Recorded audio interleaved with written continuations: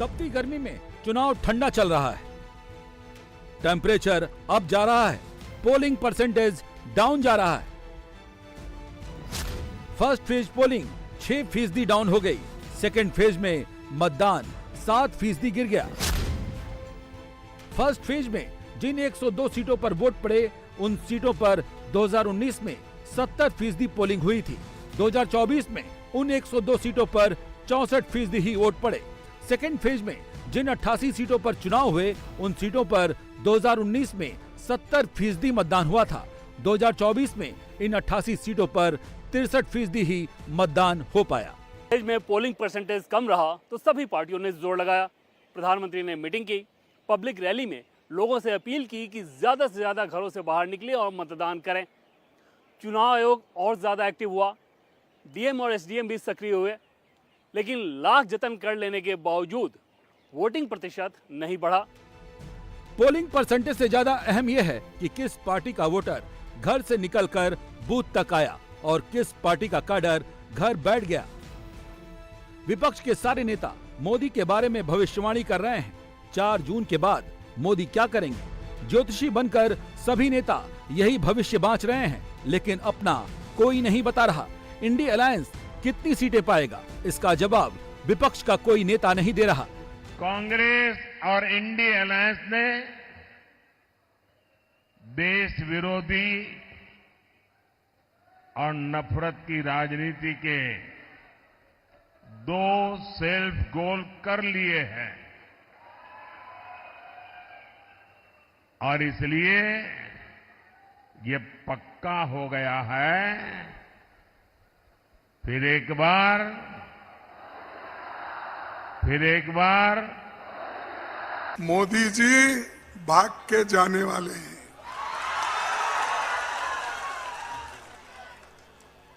और मैं इसलिए मजाक नहीं कर रहा हूं, सच्ची उनकी पार्टी हिल रही है और मोदी जी भी हिल रहे हैं। इसीलिए वो हमेशा कांग्रेस को टीका करते रहती है, गांधी फैमिली को टीका करती है, सोनिया गांधी को, इंदिरा गांधी जी को, राहुल गांधी को, प्रियंका गांधी को, सबको मोदी गालियां देते रहते हैं। गालियां इसलिए देते हैं कि वो कांग्रेस से डरते हैं और राहुल से डरते हैं, और राहुल से डरने वाला आदमी बहुत दिन टिक नहीं सकता। वो आज नहीं कल उसको गद्दी छोड़ के जाना पड़ेगा। मोदी जी को दिखने लगा कि पहले चरण में उनको कम वोट आ रहे हैं, घबरा गए, बौखला गए। फिर आपके सामने हर मीटिंग में कहने लगे कि हम संविधान को नहीं छुएंगे। तो फिर ये कहलवाया क्यों? मैं तो नहीं मानती कि इनकी पार्टी में इनके उम्मीदवार और इनके मंत्री पूरे देश भर में घूम के ये कहेंगे कि हम संविधान को बदल देंगे और नरेंद्र मोदी जी की इजाजत के बिना कहेंगे। लोग तो कहते हैं इनकी इजाजत के बिना पत्ता नहीं हिलता भाजपा में। अगर वोट कम पड़ रहा है तो इसका मतलब क्या है? बीजेपी को कितनी सीटें आ रही? क्या मोदी की पार्टी 370 सीटें ला रही है या कमल का फूल 300 सीटों पर ही खिल रहा है? कहीं ऐसा तो नहीं बीजेपी 250 सीटों पर ही रुक रही है? बीजेपी को 300 सीटों से नीचे लाने के लिए कांग्रेस पार्टी को 100 सीटों से ऊपर जाना होगा। कांग्रेस पार्टी के बढ़े बिना बीजेपी घट नहीं सकती। कांग्रेस पार्टी अगर 150 सीटों तक जाएगी तभी बीजेपी का आंकड़ा घट के 250 के आसपास हो सकता है। लेकिन ये आंकड़ा न किसी राजनीतिक विश्लेषक को रियलिस्टिक लग रहा है, न बीजेपी को, न ही कांग्रेस पार्टी अभी 100 सीटों से ज्यादा के बारे में सोच पा रही है। कांग्रेस जब तक 100 सीट तक नहीं पहुंचेगी तब तक विपक्ष या इंडिया अलायंस के लिए कुछ नहीं हो सकता। क्या 2024 में इसकी कहीं भी कोई संभावना लगती है? क्या इसके बीज कम वोटिंग में छिपे हैं? कुछ सैंपल से समझते हैं। यूपी की मथुरा सीट बीजेपी का गढ़ है। यहाँ पिछले चुनाव से 12% कम वोट पड़े। दिल्ली से सटे गाजियाबाद में भी 19 के मुकाबले में 6% कम मतदान हुआ। वेस्टर्न यूपी के मेरठ में टीवी वाले राम ने साक्षात होकर वोट मांगे, फिर भी वोटर कम निकले। मेरठ में 6% कम मतदान हुआ। केरल की वायनाड सीट, जहां से राहुल गांधी चुनाव लड़ रहे हैं, वहां भी 7% कम मतदान हुआ। इन 4 सैंपल को देखकर लगता है कि बीजेपी की स्ट्रॉन्ग सीटों पर भी वोट घटा है और कांग्रेस जिन सीटों को सेफ मानकर चल रही है, वहां भी कम पोलिंग हो रही है। सीटों के बाद राज्यों के हिसाब से देखें तो भी ऐसी ही पिक्चर बनती है। यूपी में बीजेपी की सरकार है, वहां 7% कम मतदान हुआ। एमपी में भी बीजेपी की सरकार है, वहां भी 10% कम वोट पड़े। बिहार में एनडीए की सरकार है, वहां मतदान 5% गिर गया। केरल में लेफ्ट की सरकार है, वहां 10% कम वोट पड़े। पश्चिम बंगाल में टीएमसी गवर्नमेंट है, वहां भी 9% कम पोलिंग हुई। यानी जहां बीजेपी की सरकार है, वहां भी मतदान गिरा, जहां विरोधी सरकार चला रहे हैं, वहां भी वोटिंग परसेंटेज गिरा। वोटिंग कम होना लोकल ट्रेंड नहीं है, ये नेशनल ट्रेंड है। अगर हीट वेव ने पॉलिटिकल वेव को डिस्टर्ब किया है, तो समझिए कि आगे ये और ज्यादा होगा, क्योंकि मई महीने में अप्रैल से ज्यादा गर्मी बढ़ेगी। बीजेपी पूरी तरह से कॉन्फिडेंट नजर आ रही है कि उसके वोटर घरों से निकल रहे हैं और अभी तक जिन सीटों पर चुनाव हुआ है, सब कुछ उसके प्लान के हिसाब से है, चाहे बूथ इंचार्ज हो या शक्ति केंद्र। रिपोर्ट ओके है। बीजेपी संगठन का भी जो फीडबैक है वो उनके मनोनुकूल है। दूसरी तरफ इंडिया अलायंस के जो दल है वो भी पूरी तरह से कॉन्फिडेंट नजर आ रहे हैं कि उनके वोटर्स उनके पक्ष में मतदान कर रहे हैं। रीजनल पार्टियां भी पूरी तरह से आत्मविश्वास दिखा रही हैं। अब सवाल यह है कि अगर इन सभी के वोटर्स घरों से बाहर निकले और मतदान किया, तो जो लोग बाहर नहीं निकले वो किसके वोटर थे? इस सवाल का जवाब बताएगा कि 4 जून को फाइनल नंबर आखिर क्या होने वाला है। वोटिंग परसेंटेज गिरने से जुड़ा पॉपुलर थॉट ये है कि एंटी इनकम्बेंसी होने पर वोटिंग परसेंटेज बढ़ता है, जैसा कि 2014 में हुआ था। तब वोटर ज्यादा निकला था और सरकार बदल गई थी। डॉक्टर मनमोहन सिंह की जगह नरेंद्र मोदी की सरकार बनी थी। इसी थॉट के पैरेलल दूसरा थॉट ये है कि जब सरकार को कोई खतरा नहीं दिख रहा हो, सरकार रिपीट होने की संभावना हो, तो पक्ष और विपक्ष दोनों का वोटर उदासीन होता है। चुनाव ठंडा ठंडा रहता है, वोटिंग परसेंटेज कम रहता है और सरकार वापस आती है। 2009 में ऐसा ही हुआ था। आडवाणी चुनाव हार गए थे और डॉक्टर मनमोहन सिंह को दूसरा टर्म मिला था। मगर सिर्फ कम या ज्यादा पोलिंग से नतीजों का अनुमान नहीं लगाया जा सकता। पिछले डेटा में भी इस बारे में कंफ्यूजन क्लियर नहीं करता। पिछले 12 लोकसभा चुनाव का ट्रेंड देखें तो 7 चुनाव में वोटिंग परसेंटेज बढ़ा, तब 4 बार सरकार बदल गई और 3 बार सरकार रिपीट हो गई। 5 बार लोकसभा चुनाव में ऐसा हुआ कि पिछले चुनाव से कम वोट पड़े, तब भी 4 बार सरकार बदली और 1 बार सरकार रिपीट हो गई।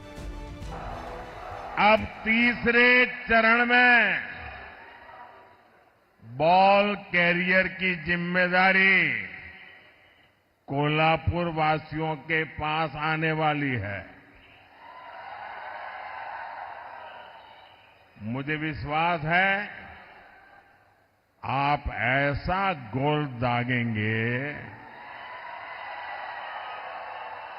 ऐसा गोल दागेंगे कि आगे के सारे राउंड भी इंडिया अलायंस वाले चारों खाने चित रहेंगे। 2024 में वोटर का मैसेज क्या है? 2024 का ये चुनाव कंटिन्यूटी वाला चुनाव लगता है। हो सकता है कि एनडीए की 400 सीटें पार न हो, लेकिन मोदी को 272 सीटें तो आ ही रही हैं। प्रधानमंत्री की कुर्सी पर मोदी ही बैठेंगे। हम ये कैसे कह रहे हैं, इन आंकड़ों से समझिए। 2014 के चुनाव में बीजेपी ने 136 सीटों पर 50% या उससे अधिक वोट हासिल किए थे। 2019 में बीजेपी ने 224 सीटों पर 50% या उससे अधिक वोट हासिल किया। 2024 के लिए मोदी ने अपनी पार्टी को 300 सीटों पर 50% से अधिक वोट लाने का टारगेट दिया। चलिए मान लेते हैं कि बीजेपी का काडर वोट ही घर बैठ गया है और पोलिंग परसेंटेज घटने का पूरा नुकसान बीजेपी को उठाना पड़ रहा है। इससे क्या होगा? ज्यादा से ज्यादा ये होगा कि बीजेपी का मार्जिन घट जाएगा। 2019 में 224 सीटों पर बीजेपी ने 50% या उससे अधिक वोट हासिल किया था। 6% वोट घटने से इन सीटों पर बीजेपी का वोट शेयर 44% से भी अधिक ही होगा।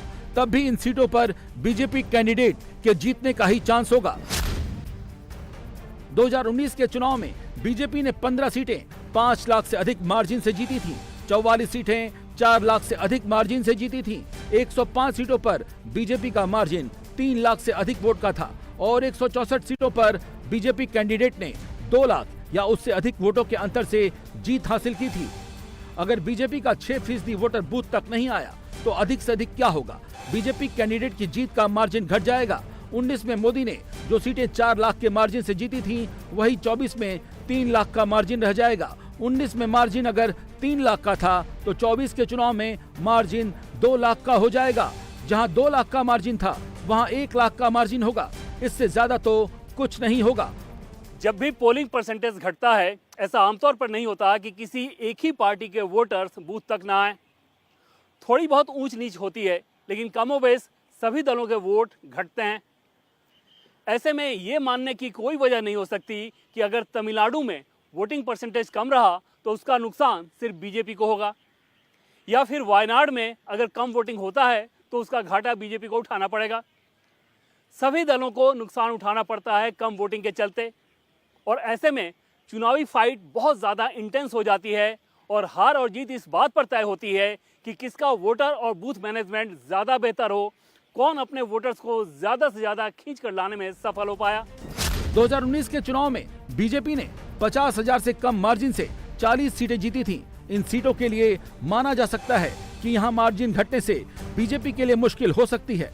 303 सीटों में से 40 सीटें घटा भी दें तो 263 सीटें तो बीजेपी अपने दम पर जीत ही रही है। कांग्रेस के शहजादे उन्होंने घोषणा की है कि वो आपकी संपत्ति की, महिलाओं के गहने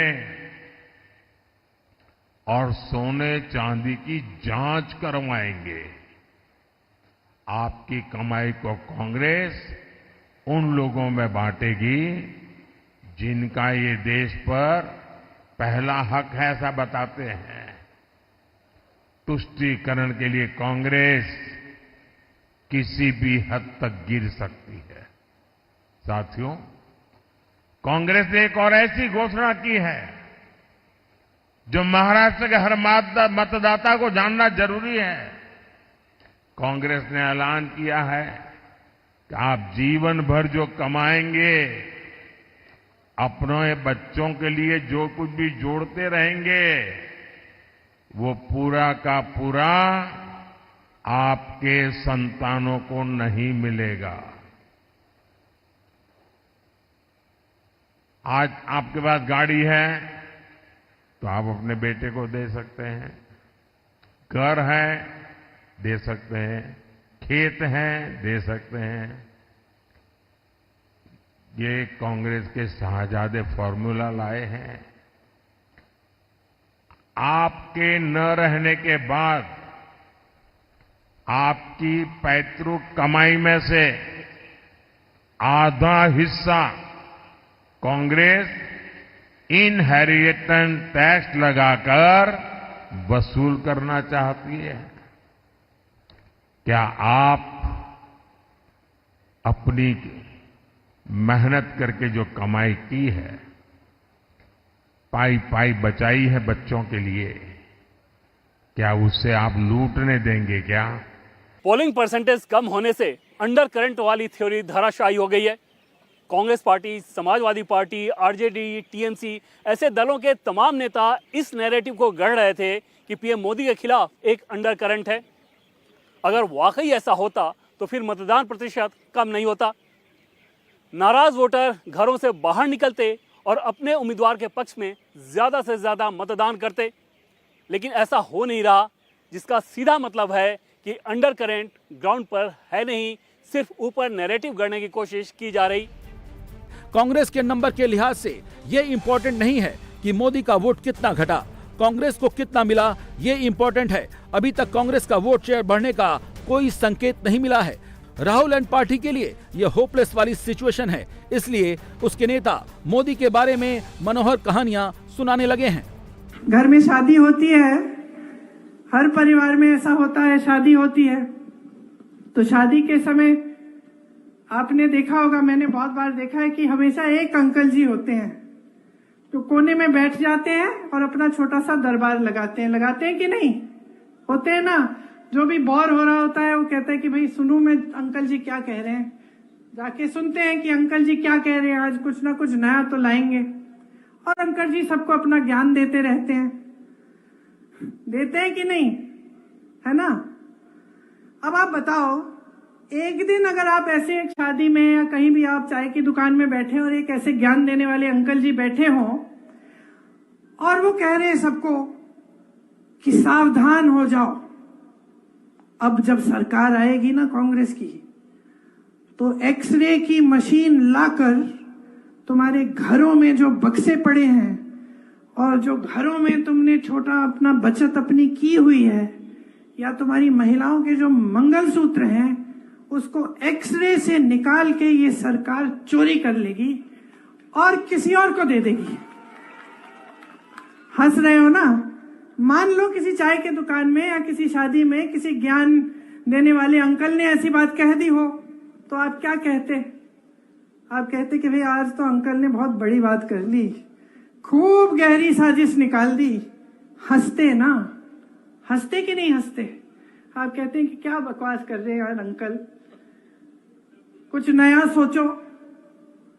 अब देश की परिस्थिति ये हो गई है कि उसी तरह से देश के सबसे बड़े प्रधानमंत्री जी जो सबसे बड़ा पद ले रखे हैं देश में, जिनके पास सबसे ज्यादा सत्ता है, उस पद की गरिमा को, उस पद की गंभीरता को आधार बनाकर ऐसी बकवास की बातें आपके सामने चुनाव। प्रियंका गांधी वाड्रा का इस्तेमाल कांग्रेस पार्टी अपनी रीच बढ़ाने के लिए करती है। प्रियंका हेडलाइन में जगह पाने के लिए मोदी के बारे में कहानियां सुनाती है, लेकिन इससे होगा क्या? प्रधानमंत्री नरेंद्र मोदी ने कह दिया है कि 2 राउंड के बाद 2-0 से आगे चल रहे हैं वो। कांग्रेस 0-2 से पीछे चल रही है। और ये कांग्रेस इतनी अधपतन में गई है। ये राम मंदिर के जो ट्रस्टी है ना, ये अच्छे लोग हैं, तो कांग्रेस के सारे पाप माफ कर दिए और घर जाकर के निमंत्रण दिया कि नहीं भाई चलो जो हो गया आओ। उन्होंने उस निमंत्रण को ठुकरा दिया। क्या कोई कभी प्रभु राम के दरबार में जाने का निमंत्रण ठुकरा सकता है क्या? जिन सीटों पर कांग्रेस पार्टी का इम्पैक्ट अच्छा है उनमें से ज्यादातर सीटों पर पहले 2 चरणों में चुनाव हो चुका है।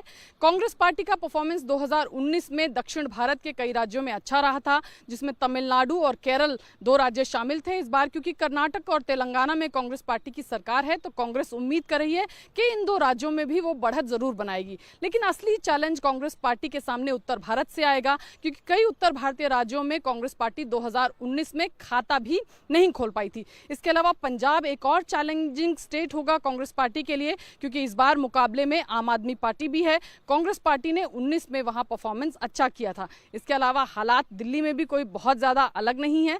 ऐसे में 2024 की डगर भी बेहद कठिन है। अरविंद केजरीवाल के जेल जाने के बाद सुनीता केजरीवाल ने उनकी जगह संभाली है।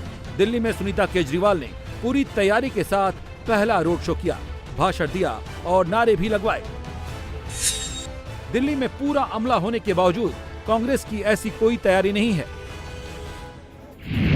2019 में जब कांग्रेस ने 52 सीटें जीती थी, तब अकेले केरल से कांग्रेस को 15 सीटें मिली थी। अगर कम वोटिंग से केरल में कांग्रेस के लिए गड़बड़ हो गई तो कांग्रेस पूरे देश में 30 से 40 सीटों तक सिमट जाएगी। केरल का चुनाव खत्म होते ही राहुल गांधी को यूपी के अमेठी या रायबरेली से चुनाव लड़ाने का शोर शुरू हो गया है। कांग्रेस की सेंट्रल इलेक्शन कमेटी में चर्चा शुरू हो गई है। यहाँ पर लोगों के डिमांड के वजह से वहां भेजे।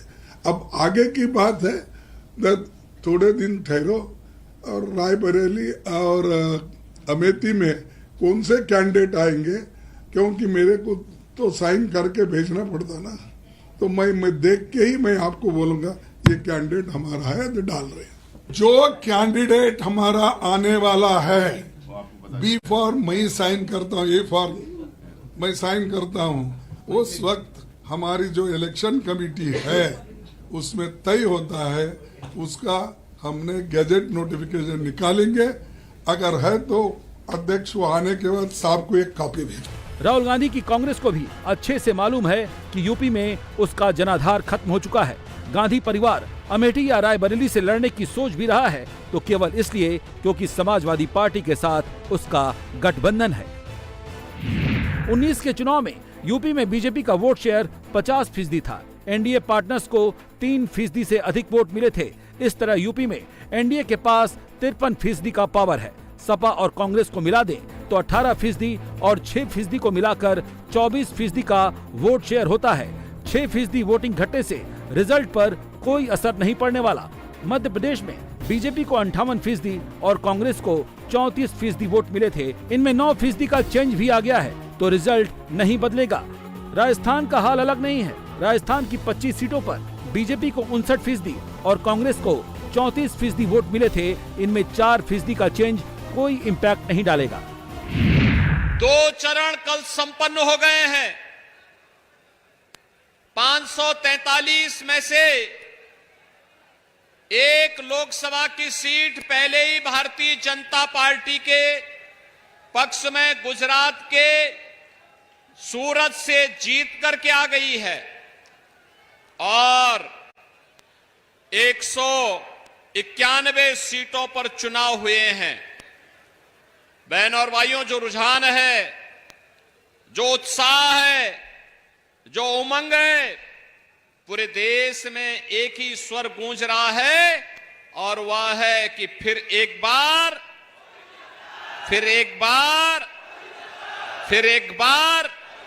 मोदी सरकार का। केवल राम मंदिर ही नहीं बनाता है, आतंकवादियों का राम नाम सत्य है भी करना जानता है। पहले 2 फेज के चुनाव से एक चीज तो क्लियर हो गई, मुस्लिम वोटर पोलराइज हो रहा है। पश्चिम बंगाल को छोड़कर जहां भी इंडिया अलायंस का उम्मीदवार है वहां मुस्लिम वोट बट नहीं रहा। 99% मुस्लिम वोट इंडिया अलायंस को ही जा रहा है। मुस्लिम वोट का पोलराइजेशन पश्चिम बंगाल की 15 सीटों पर ममता बनर्जी के लिए फायदेमंद है। यूपी की 13 सीटों पर सपा और कांग्रेस के लिए फायदेमंद है। बिहार की 4 सीटों पर आरजेडी और कांग्रेस को फायदा पहुंचाएगी। असम की 6 सीटों पर कांग्रेस को एज देगी। महाराष्ट्र की 2 सीटों पर इंडिया अलायंस की मदद करेगी। लेकिन अकेले मुसलमान वोटर जीत की गारंटी फिर भी नहीं दे पाएंगे, क्योंकि पोलराइजेशन के जवाब में हिंदू वोट भी काउंटर पोलराइज हो रहा है। हिंदू वोट का काउंटर पोलराइजेशन ही अमरोहा जैसी सीट पर बीजेपी को जीत दिलाता है। नरेंद्र मोदी ने इसे बहुत ही आसान भाषा में महाराष्ट्र के कोल्हापुर में समझाया। कांग्रेस पार्टी और उसके दोस्तों को ये एहसास हुआ कि वो विकास के ट्रैक रिकॉर्ड में एनडीए की बराबरी नहीं कर सकते। उन्होंने अपनी रणनीति बदल ली। इसलिए इंडिया अलायंस वालों ने खुलकर देश विरोधी एजेंडा और तुष्टीकरण के हथकंडों का इस्तेमाल करना शुरू कर दिया है। उनकी हालत क्या होगी उनको पता है क्या? अब आप मुझे बताइए, जिन लोगों के 3 अंकों में लोकसभा सीट जीतने के लाले पड़े हो, क्या ये इंडिया अलायंस वाले सरकार के दरवाजे तक भी पहुंच सकते हैं क्या? और उनका तो हाल ये है जी, वो ऐसी फॉर्मूला बना रहे, 1 साल 1 पीएम, ये फॉर्मूला निकालने में लगे हैं। अगर 5 साल मौका मिले तो 5 प्रधानमंत्री। नरेंद्र मोदी ने हिसाब लगा लिया है, पूरा कैलकुलेशन कर लिया है। जब चुनाव होते हैं तो ग्राउंड रिपोर्ट के बारे में पीएम मोदी बहुत ज़्यादा रियलिस्टिक रहते हैं, एक एक चीज़ का आकलन करते हैं, उसके हिसाब से अपनी स्ट्रेटजी बदलते भी हैं, गियर भी चेंज करते हैं। फर्स्ट राउंड के बाद पीएम मोदी ने जो लाइन पकड़ी थी महाराष्ट्र के कोल्हापुर में उसी पटरी पर अपने इलेक्शन एक्सप्रेस को दौड़ाते नजर आए, जिसका सीधा मतलब है कि बीजेपी के हिसाब से सब कुछ प्लानिंग के तहत चल रहा। ये बात सही है कि पीएम मोदी की रैलियों में अब की बार 400 के पार के नारे कम लगाए जाते हैं या लगभग उससे बचा जा रहा है। इसके पीछे भी एक रणनीति है। बीजेपी को ये बात समझ में आ रही है कि ऐसा ना हो कि इस नारे के बहुत ज़्यादा प्रभाव से उसके अपने वोटर निश्चिंत हो जाएं, और इसलिए रैली में ये नारा अब खूब लगाया जा रहा है कि फिर एक बार मोदी सरकार।